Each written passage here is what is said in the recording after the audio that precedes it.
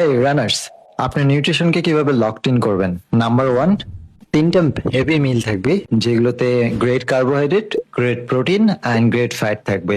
এর পাশাপাশি দুটো স্ন্যাক্স থাকবে। সেই স্ন্যাক্স গুলো মোর কার্বোহাইড্রেট বেজ হবে, সো দ্যাট আপনি যখন ট্রেনিং করবেন তখন যেন বেশি এনার্জি পান। নাম্বার টু, আপনার right amount of fluids plus electrolytes লাগবে।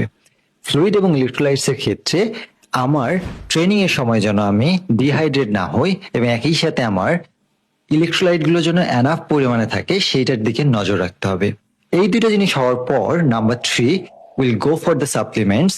সাপ্লিমেন্টের ক্ষেত্রে natural supplement I will suggest you beetroot juice. Beetroot জুসের পাশাপাশি আমরা আমাদের যে ল্যাকিংস গুলো থাকতে পারে বডিতে সেইটা অনুযায়ী আমরা অ্যাকশন নিব। যদি আমার বডিতে ভিটামিন ডি এর অভাব থাকে সেই ক্ষেত্রে ভিটামিন ডি সাপ্লিমেন্ট কিংবা যে ল্যাকিংস থাকবে সেটা নিব। বাট নাম্বার ওয়ান এবং নাম্বার টু কে ফার্স্ট প্রায়োরিটি দিয়ে পূরণ করতে হবে।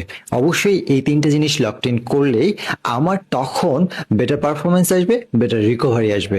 So runners, don't forget to make it out.